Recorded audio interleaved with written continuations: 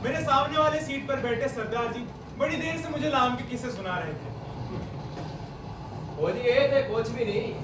और चलो मैं अपनी बंदूक कटी और जी गोरे तो इतना दौड़े पीछे मुड़ के ना देखा। ओ सरदार जी, हाँ जी। आपको तो बहुत सारे किस्से होंगे यार। ओ बहुत जी बहुत। ओ जी वर्मा की लड़ाई मैं चल गया अपने साथियों नाल लड़ा। और जी अगों 6 फुट दे लंबे चौड़े गोरे जिन्हां नूं वेख के मेरे सब साथी गाए। फिर की जी मैं बलजीत सिंह ढिल्लों ने अपनी बंदूक कटी ते तान ते गोरे वाल हो जी एक एक करके मैं सारे गोरे मार चुका है। हाँ जी। डिब्बे में 3 पठान व्यापारी भी थे। उनमें से एक पठान बड़ी देर से मेरे साथ वाले बैठे बाबू के साथ उसका मजाक चल रहा था। जानने में बाबू पेशावर का लग रहा था क्योंकि वो किसी किसी वक्त आपस में पश्तो में बातें किया करते थे। मेरे सामने दाई और कोने में एक बुढ़िया मुंह से ढापे बड़ी देर से माला जप रही थी। यही कुछ लोग रहे होंगे, 2-4 मुसाफिर और भी हो, लेकिन वो मुझे याद नहीं। उन्हीं दिनों पाकिस्तान के बनाए जाने का ऐलान हुआ और लोग तरह तरह के अनुमान लगाने लगे कि भविष्य में जीवन की रेखा क्या होगी, कैसी होगी। ओ जी मैंने एक गल दस्यो। वो मैं सुना नया पाकिस्तान बनने वाला है। तो अपने जिन्ना साहब आप बंबई में रहेंगे या पाकिस्तान में जाएंगे?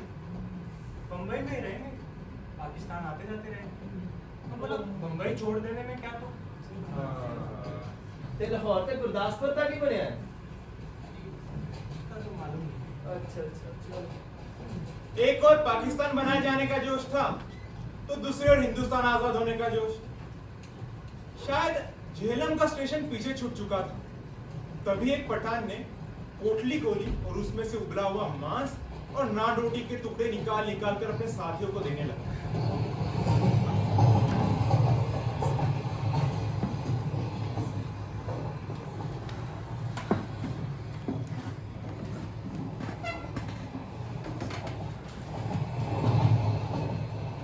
अरे बाबू, हाँ खा ले, ताकत आएगी, अरे हम जैसा हो जाएगा, बीवी तेरे साथ खुश रहेगी। हाँ खा ले बाबू, तू दाल खाता है इसलिए दुबला है, हमारे पास आ और बॉडी तोड़। अरे ओ याली, हमारे हाथ से नहीं लेता है तो अपने हाथ से उठा ले। खुदा कसम बकरी का गोश्त है और किसी चीज का नहीं है। अरे ओ कंजीर का तुम, ओ तुम्हें इधर कौन देखता? ओ हम तुम्हारी बीवी को नहीं बोलेगा। और तू हमारे साथ पोटी तोड़ और हम तेरे साथ दाल पिएगा। अरे नटखट। देखो कितना बुरा बात है ना, हम खाते हैं और ये हमारा मुंह देखता है। आजा आजा खा ले। ओए इसलिए नहीं खा रहा क्योंकि ਤੁਹਾਡੇ ਹੱਥ ਗੰਦੇ ਨੇ। ਉਹ ਕੰਜਰੋਂ ਹੁਣੇ ਸੁੱਤੇ ਉੱਠੇ ਔਰ ਉੱਠਦੇ ਸਾਰੇ ਆਪਣੇ ਗੰਦੇ ਮੰਦੇ ਹੱਥਾਂ ਨਾਲ ਖਾਣ ਲੱਗ ਪਏ। ਉਹ ਜੀ ਇਹਨਾਂ ਨੂੰ ਇਹ ਵੀ ਨਹੀਂ ਪਤਾ ਸੁੱਤੇ ਸਮੇਂ ਇਹਨਾਂ ਦੇ ਹੱਥ ਕਿੱਥੇ ਕਿੱਥੇ ਇਸ ਲਈ ਬਾਬੂ ਜੀ ਤੁਹਾਡੇ ਗੰਦੇ ਹੱਥਾਂ ਨਹੀਂ ਖਾਣਾ ਚਾਹੁੰਦੇ। ਬਾਬੂ ਜੀ ਸਹੀ ਕਿਹਾ। ओ बाबू, मांस नहीं खाता है तो उतरो और जाके किसी जनाना डिब्बे में बैठो। इधर क्या करते हैं?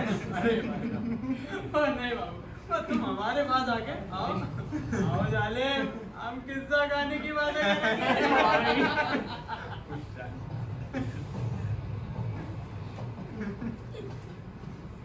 तभी गाड़ी किसी स्टेशन पर रुकी हुई थी। किसी ने पूछा, अरे भाई साहब, कौन सा स्टेशन आ गया? अरे वजीराबाद है। गाड़ी वहां थोड़ी देर खड़ी रही पर छूटने से पहले एक घटना घटी। मेरे साथ वाले डिब्बे का एक आदमी नीचे नल पर पानी भरने गया और अचानक क्या हुआ पता नहीं, दौड़ा हुआ अपने डिब्बे की ओर वापस आ गया। जिस ढंग से वो भागा था उसने बहुत कुछ बता दिया था। नल के आसपास 2-4 लोग और रहे होंगे, वो भी इधर उधर अपने डिब्बे की ओर भागते लगे और देखते ही देखते पूरा प्लेटफॉर्म खाली हो गया। कहीं कोई गड़बड़, कहीं कुछ था, लेकिन क्या था ये कोई भी स्पष्ट नहीं जानता था। मैं अनेक दंगे देख चुका था, इसलिए वातावरण में होने वाली छोटी सी तब्दीली को भी भांप लिया था। वो खटाक से बंद होते दरवाजे, घरों की छत पर खड़े लोग, चुप्पी, सन्नाटा, ये सभी दंगों के चिन्ह थे। तभी पिछले दरवाजे की ओर से, हाँ, जल्दी आ, तू भी आ जा। अरे ओ भाई, कहाँ घुसा रहा है? ये जगह नहीं है।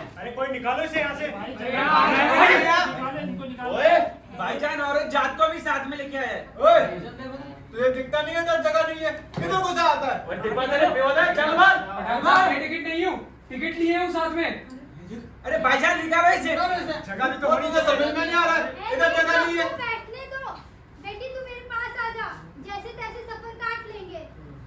ओ तुझे दिखता नहीं है, इधर जगह नहीं है। निकलो इधर से, निकलो, बैठने दो। निकलो इधर से, निकलो। पठान साहब कुछ तो रहम खाओ, औरत जाते साथ में। अरे बेरहमो। बहुत बुरा किया है तुम लोगों ने। धक्के देकर निकाल दिया, औरत जाती उसके साथ। गाड़ी सुने प्लेटफॉर्म को लांग के आगे बढ़े। डिब्बे में एक व्याकुल सी चुप्पी छा गई। बुढ़िया ने बोलना बंद कर दिया। पठानों का विरोध कर पाने की हिम्मत नहीं हुई।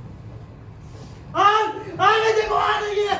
कहीं पर दंगा हुआ है। स्टेशन पर भी लोग भाग रहे थे, कहीं तो दंगा हुआ है। शहर में आग लगी थी और जैसे ये बात मुसाफिरों को पता चली तो वैसे लपक लपक कर खिड़कियों में से आग का दृश्य देखने लग गया। और जब गाड़ी थोड़ी आगे बढ़ गई तो मैंने देखा दुबले बाबू का चेहरा पीला पड़ा हुआ। उसके माथे पर पसीने की परत किसी मुर्दे के माथे की तरह चमक रही। मुझे ऐसा लगा कि सभी मुसाफिरों ने अपने आसपास बैठे लोगों का जायजा ले लिया है और डिब्बे में फिर तनाव छा गया। लोगों ने बतियाना बंद कर दिया। पठान शांत हो गए। सभी मुसाफिरों की आंखें पहले से ज्यादा खुली खुली और ज्यादा शंकित हो उठी और शायद से यही स्थिति हर डिब्बे में व्याप्त हो रही है। किसी ने पूछा, भाई कौन सा स्टेशन है? वजीराबाद। अच्छा। जवाब देने पर एक प्रतिक्रिया हुई। पठानों के मन का तनाव फौरन ढीला पड़ गया, जबकि हिंदू और सिख मुसाफिरों की चुप्पी और ज्यादा गहरी हो गई। एक पठान ने अपनी वास्कट की जेब में से नस्वार की डिबिया निकाली और नस्वार चढ़ाने लगा। जैसे गाड़ी आगे सरकने लगी तो लोगों ने खिड़कियों के पल्ले चढ़ाना शुरू कर दिया।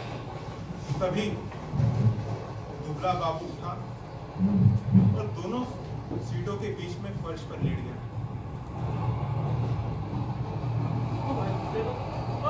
ओ बेगैरत, तुम मर्द की औरत है। सीट पर से उठ के नीचे लेटता है, मर्द के नाम को बदनाम करता है। आ जाते हैं। भाईजान ऐसे आदमी को हम डिब्बे में बैठने नहीं देगा। ओ बाबू उतरो और किसी जाकी जनाना डिब्बे में बैठो। मगर बाबू की हाजिरी जवाब उसके कंठ में सुख चली थी। हकला कर चुप हो रहा। थोड़ी देर बाद वो उठा, वापस अपनी जगह पर जाकर बैठा और बड़ी देर तक अपने कपड़ों की धूल झाड़ता था। पर वो नीचे क्यों लेट गया था? शायद उसे लगा होगा कि बाहर से पथराव हो सकता है या गोलियां चल सकती है और इसी कारण खिड़कियों के पल्ले भी चढ़ाए जाने लगे थे। धीरे धीरे रात होने लगी। खिड़की के बाहर आकाश में चांद निकल आया था और चांदनी रात में बाहर की दुनिया और भी रहस्यमय और भी अनिश्चित हो उठी थी। कहीं दूर दूर आग के शोले उठ रहे थे। शायद कोई नगर जल रहा था। हर बस पूरा निकल गया, हर बस पूरा निकल गया, हर बस पूरा निकल गया। क्या है? क्यों चिखता है? इधर उधर आएगा तुम? हाँ? खींचो जंजीर, जंजीर खींचो। खींचो खींचो ना भाईजान, खींचो। बता रहा है।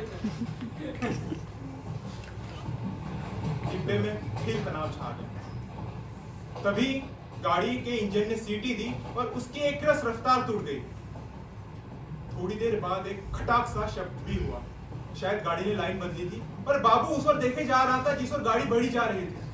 सर आ गया, अमृतसर आ गया। अबे पठान के बच्चे नीचे उतर, तेरी माँ के, तेरे उस पठान बनाने वाले की तो मैं उतर नहीं जाए। ओ क्या है बाबू, हमको कुछ बोला क्या? हिंदुओं को लात मारता है हरामजादे, आ नीचे। ओ बाबू, बकर बकर मत करो। अंजीर के तो हम तुम्हारी जुबान खींच लेंगे। गाली देता है मादर। और शर्म करो, एक लड़न दी जगह। ओए तो समझदा सबर बाकी आराम ना बैठ जा करतो। कोई लात का तू तो कहना गाड़ी तेरे बाप की है। बस ओए, सभी लोग उसको निकाल रहा था, हमने भी निकाला। और ये हराम ने हमें गाली देता हमसे। बस ओए, जुबान खींच लेगा आराम ना बैठो। की कर दे? अबे हमें शेर मानता था, अब बोल हरामजादे, अब बोल। रोक रोक हरामजादे, रोक रोक। बैठो दी। लोगियों आराम नाल बैठो। रब दे बंदो कुछ तो शर्म करो।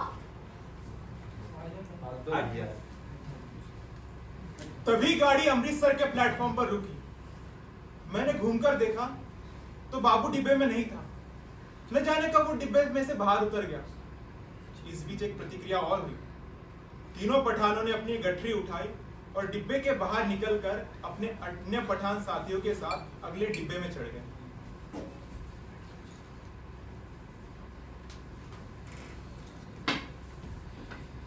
थोड़ी देर बाद मैंने देखा कि दुबला बाबू मेरी ओर आ रहा था और उसका चेहरा अभी भी पीला पड़ा हुआ था।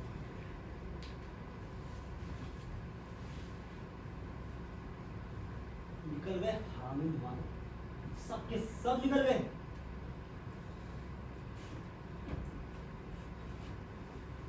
तुम लोगों ने उन्हें जाने क्यों दिया? तुम सब यहाँ मत दो, बुज़दिल। गाड़ी फिर समतल गति से आगे बढ़ने लगी। गाड़ी की हिचकोलों से सभी मुसाफिर ऊँघने लगे। मैं खुद ऊँघने लगा था। तभी मेरे पीठ पीछे डिब्बे के बाहर किसी चीज को खरोचने की आवाज आई। दरवाजा खोलो। ओ भाई दरवाजा खोलो। कौन है? इधर जगह नहीं है। ओ भाई खुदा के वास्ते दरवाजा खोलो। इधर जगह नहीं है, बोल दिया उतर जाओ गाड़ी पर अरे से। भाई मेरे साथ औरत जाते, दरवाजा खोलो। गाड़ी निकल जाएगी भाई, दरवाजा खोलो। अरे भाई दरवाजा खोलो। बोल दिया ना। अरे भाई खुदा के वास्ते दरवाजा खोलो, औरत जाते साथ में गाड़ी छूट जाएगी। अरे भाई दरवाजा खोलो। भाई दरवाजा सामने आओ, सामने। या अल्लाह।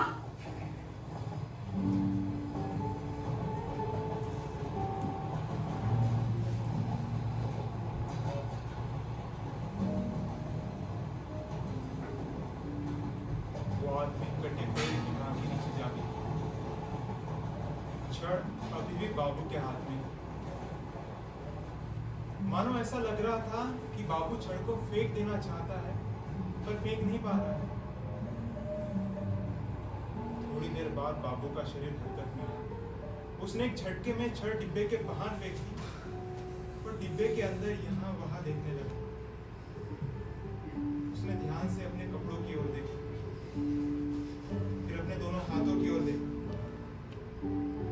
बारी बारी अपने हाथों को नाक के पास ले जाकर सूंघने लगा, मानो जानना चाहता था कि उसमें से खून की बू तो नहीं आ रही है, और वापस दबे पांव आकर अपने सीट पर बैठ गया।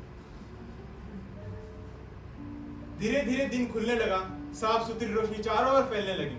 गाड़ी की जंजीर खींचकर किसी ने भी गाड़ी को खड़ा नहीं किया था और वो देह मीलों पीछे छूट चुकी थी और मेरे सामने गेहूं के खेतों में हल्की हल्की लहरियां फिर उठ रही।